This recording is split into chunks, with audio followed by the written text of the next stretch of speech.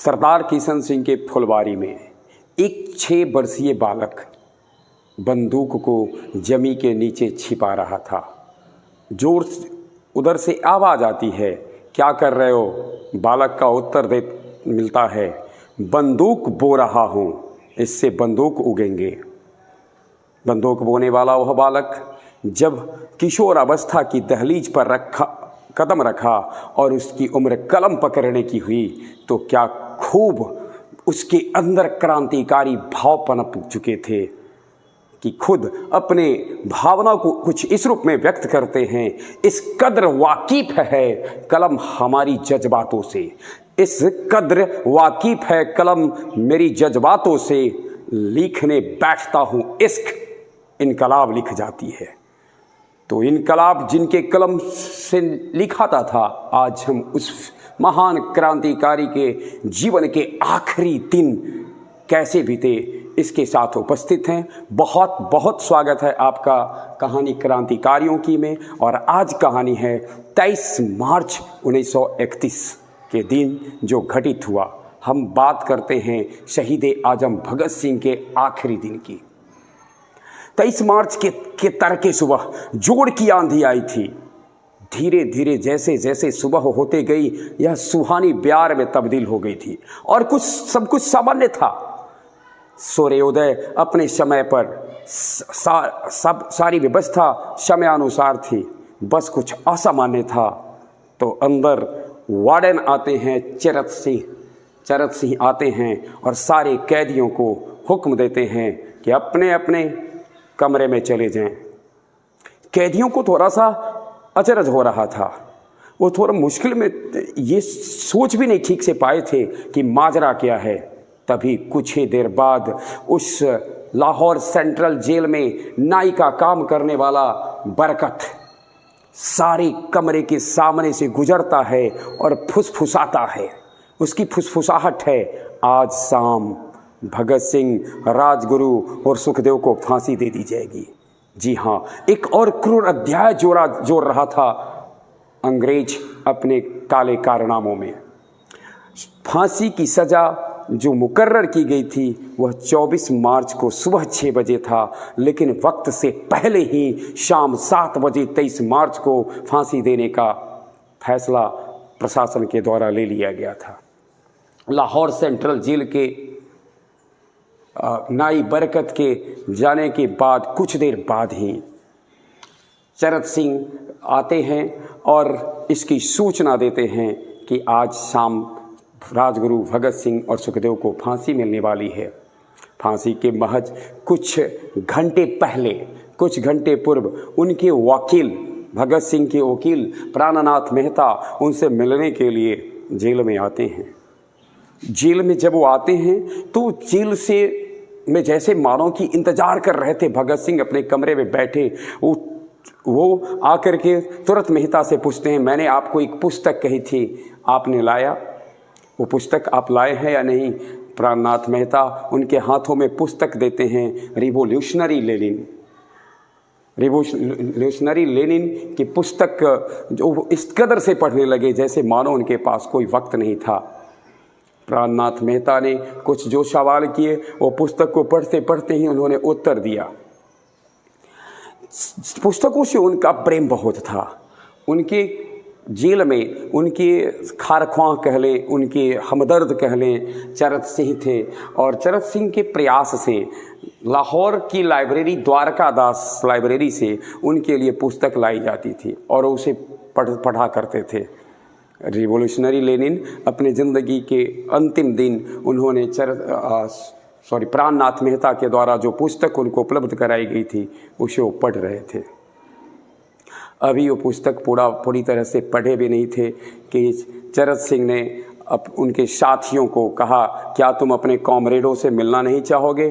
तो उनके एक मित्र जो उनके बाद उनके ऊपर बहुत सारे एक पुस्तक की रचना किया है, गोपाल वर्मा, उन्होंने उनके पास जब उनको लाया जाता है तो उनके आंख में आंसू आ जाते हैं। गोपाल वर्मा के आंख में आंसू देख करके भगत सिंह कहते हैं, ये क्षण भावुक होने का नहीं है, वादा करो मेरे जाने के बाद क्रांति कि लौ को तुम जलाए रखोगे, इसे शांत नहीं होने दोगे।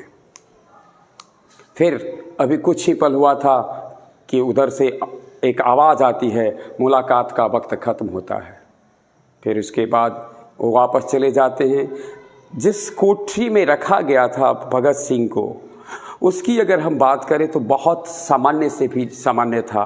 उसके फर्श पक्के नहीं थे, उस पर घास उगे हुए थे और कमरा इतना छोटा था कि उनका 5 फीट 10 इंच का कद बामुश्किल उसमें समा पाता था। तो ऐसे मानो जेल की यातना सहने के आदी हो गए थे। एक बार जब उनको लाहौर षड्यंत्र केस की सुनवाई के दौरान ले जाया जा रहा था, तो उसी जेल में बंद पंजाब कांग्रेस के उस समय एक बड़े नेता थे भीमसेन सच्चर। उन्होंने जोर से आवाज़ दे करके पूछा था कि भगत सिंह, आप और आपके साथी लाहौर षड्यंत्र केस में अपना बचाव क्यों नहीं करते हैं? इसका उत्तर देते हुए भगत सिंह ने कहा था, क्रांतिकारियों को, इनकलाबियों को बलिदान ही देना पड़ता है। उनका अभियान बलिदानी से पूरा होता है, अदालत में अपील करने से पूरा नहीं होता। इसलिए इनकलाबी केवल बलिदान करते हैं। फिर धीरे वो वक्त आ गया, धीरे धीरे शाम हुई, कमरे से बाहर निकाला गया भगत सिंह, राजगुरु और सुखदेव को। तीनों साथ हुए, तीनों ने एक दूसरे के कंधे पर हाथ रखा और तीनों को कंधे पर हाथ रखकर वो गीत गुनगुनाने लगे, जो बहुत प्यारा गीत था उनका। इलाही वो भी दिन होगा जब अपना राज देखेंगे, जब अपनी जमी होगी, अपना आसमां होगा। फिर उनको स्नान कराया गया। स्नान कराने के बाद उनके कपड़े बदले गए, लेकिन मुख को खुला रखा गया। और स्नान कराने के बाद जब उनको ले जाया जा रहा था, तो तीनों उस अपने कोठरी से निकल पर जिस गलियारे से गुजर रहे थे, अपने प्रिय गीत सरफरोशी की तमन्ना अब हमारे दिल में है, देखना है जोर कितना बाजुए कातिल में है। कातिल बाजू के जोर को आजमाने के लिए उसकी अंदर कितना जोर है, इसे भांपने और नापने के लिए उनके कदम चल पड़े थे फांसी के तख्ते की ओर। फांसी देने के लिए मोटा तगड़ा जल्लाद बुलाया गया था, लाहौर के निकट बुलाया गया था, शहादरा से। जल्लाद का नाम था मशी। हालांकि फांसी का जो तख्ता था वो पुराना था। फांसी के तख्ते पर तीनों को लाया जाता है। लेकिन थोड़ा सा मैं इसे पीछे आना चाहूँगा। उनके जो अधिवक्ता थे प्राणनाथ मेहता साहब, प्राणनाथ मेहता जब भगत सिंह से मिलने के बाद सुखदेव से मिले थे और राजगुरु से मिले, तो सुखदेव ने उन्हें कहा था कि मेरा एक कैरम बोर्ड जेलर के पास है, जो हमने कुछ महीने पहले उसे दिया था, मेरी फांसी के बाद आप उनसे वो कैरम बोर्ड ले लेंगे। वहीं राजगुरु ने कहा, हम बहुत जल्द मिलेंगे। फांसी के तख्ते पर लाया गया। इन्होंने अपने माँ को वचन दिया था भगत सिंह ने कि हम फांसी के तख्ते से जलाकर कहेंगे, साम्राज्यवाद मुर्दाबाद, क्रांति अमर रहे। अंतिम रूप से जब प्राणनाथ मेहता ने उनसे पूछा था, आप अपने देशवासियों को क्या संदेश देना चाहेंगे, तो उन्होंने कहा था, केवल 2 संदेश, साम्राज्यवाद का नाश हो, साम्राज्यवाद मुर्दाबाद, इनकलाब जिंदाबाद। इसके अलावे कोई संदेश मेरे पास नहीं है। जब तीनों को फांसी के तख्ते पर लाया गया तो इतना जोर से उन्होंने चिल्लाया, साम्राज्यवाद का नाश हो, साम्राज्यवाद मुर्दाबाद, डाउन फॉल द इंपेरियलिज्म और इनकलाब जिंदाबाद, कि उस लाहौर सेंट्रल जेल के निकट ही लाहौर जिला कांग्रेस के सचिव भिंडी दास सोंधी का घर था। ये आवाज़ वहाँ तक गई और फिर जेल में सारे कैदी चिल्लाने लगे, इनकलाब जिंदाबाद, इनकलाब जिंदाबाद की गूंज से गूंज उठा आसमान। तीनों को फांसी की बात आई, पूछा गया जल्लाद के द्वारा, पहले कौल मौत की बेचैनी, मृतों को गले लगाने की सबसे ज़्यादा बेचैनी राजगुरु को थी। उन्होंने पहले कहा, पहले मैं। फिर तीनों को बारी बारी से फांसी की सज़ा दे दी गई। तख्ता को खींचा गया, लटक झूलती लाशें कुछ देर तक रही, फिर नीचे उन्हें लेटाया गया। परीक्षण के लिए डॉक्टर को बुलाया गया। अधिकारी के बीच में परीक्षण किया गया, उन्हें मृत घोषित किया गया। फिर एक लाहौर सेंट्रल जेल के अधिकारी को शिनाख्त करने के लिए बुलाया गया, उनकी पहचान करने के लिए। उन्होंने उससे इनकार कर दिया। उसी समय उन्हें निलंबित कर दिया गया और एक कनीय अधिकारी के द्वारा इनके शवों का परीक्षण किया गया। अंत्येष्टि की बात आई। अंत्येष्टि कैसे किया जाए? पहले ये निर्णय लिया गया कि जेल के अंदर ही इनको जला दिया जाए, इनके शवों को जला दिया जाए। लेकिन फिर ये जेल प्रशासन ने सोचा, उठते धुएं से शायद पड़ोस में जो पहले से ही 24 मार्च की सुबह जब उनको फांसी देने की बात रखी गई थी, कही गई थी कि जो डेट सुनिश्चित किया गया था, तो उस फांसी को देखने के लिए जनसैलाब पहले से ही उमड़ उठा था। उनको लगा कि जेल से उठते धुएं से कहीं बाहर के लोग जान न जाएं और ऐसा न हो कि वो जेल पर हमला कर दें। इसलिए जेल की दीवारें पीछे वाली तोड़ी गई और फिर एक ट्रक पर बड़े अपमानजनक ढंग से उन बलिदान क्रांतिकारियों को सबको फेंका गया कहलें, और ट्रक से उनके सबको बाहर लाया गया। प्लानिंग थी रावी के किनारे सबको जला देने की, अंत्येष्टि करने की, लेकिन रावी में पानी कम था, इसलिए प्लानिंग चेंज की गई। सतलुज नदी के किनारे सबको लाया गया। तब तक रात्रि के 10 बज गए थे। इस 10 बजे रात्रि में एक पंडित को बुलाया जाता है। तब तक धीरे धीरे कानों जैसे मानो लोगों की को खबर मिल गई थी। जो ही चिता पर लाश को रखा गया, वहाँ पर भीड़ इकट्ठा होने लगी और चिता को अधजला अवस्था में छोड़ करके सारे जो पुलिसकर्मी थे वो भाग गए। लोगों ने रात भर पहरा दिया। फिर अगले सुबह 3 मील तक लंबी एक यात्रा थी तीनों के सम्मान में, और उसके बाद उनकी अंत्येष्टि की गई। हालांकि लाहौर उस समय जो जिला अधीक्षक थे, लाहौर जिला अधीक्षक ने, और जिन्हें हम कलेक्टर कहते हैं, उन्होंने कहा कि हमने भगत सिंह राजगुरु सुखदेव की अंत्येष्टि सम्मान के साथ किया है, परंतु ये सारी बातें झूठ थी। लोगों को इस पर विश्वास नहीं हुआ।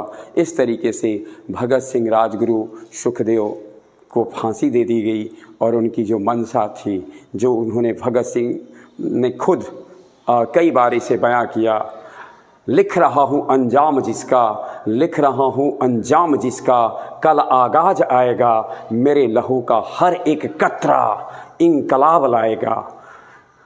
मैं रहूँ या ना रहूँ पर ये वादा है मेरा तुमसे कि मेरे वाद वतन पर मरने वालों का सैलाव आएगा। सैलाव आया भी। 16 साल बाद भारत आज़ाद हुआ। आज़ादी का अमृत महोत्सव वर्ष हम मना रहे हैं। कहानी क्रांतिकारियों की आपको कैसी लग रही है, आप ज़रूर बताएं। हम आपके बीच में उपस्थित होते रहेंगे। एक बात मैं आपको बताना भूल गया था, जब जेल के अंदर ये सुनिश्चित हो गया कि भगत सिंह राजगुरु सुखदेव को फांसी मिलेगी, तो जेल में जो अन्य कैदी थे उनमें एक होड़ हो गई कि उनकी कोई निशानी मुझे मिल जाए। चरत सिंह को कहा गया कि आप कोई निशानी दें। चरत सिंह ने कंघा, भगत सिंह का कंघा और पेन उनका बाहर लाए। फिर बहुत लोगों में हुआ हम लेंगे, इस पे ड्रॉ निकाला गया। जानते हैं बस क्यों? क्योंकि सारे कैदियों की इच्छा थी कि मैं अपने पोता पोतियों को ये कहानी बताऊंगा कि मैं जिस जेल में था उस जेल में भगत सिंह रहा करते थे। आज हम जब ये अवसर आया है मेरे समक्ष, हम आज़ादी के 75वें वर्ष में हैं।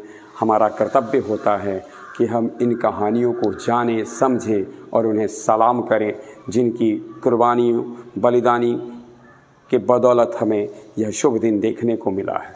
भगत सिंह जिस जेल में बंद थे, लाहौर सेंट्रल जेल का एक सफाई कर्मी मुस्लिम बेबे था। कैसी सोच थी भगत सिंह की, किस प्रकार के सर्वधर्म समभाव के थे, इसका अंदाज़ा आप इसी से लगा सकते हैं।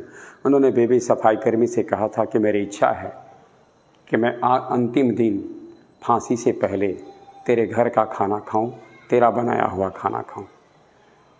बेबी ने चूँकि बेबे को तो जानकारी थी कि 24 मार्च को फांसी मिलने वाली है, बेबे को जब ये सूचना मिली कि आज ही शाम देनी है, तो अपने घर आया।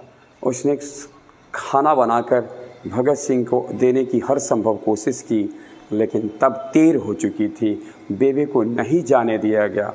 बेबे की ये हसरत पूरी नहीं हुई। बहुत बहुत धन्यवाद।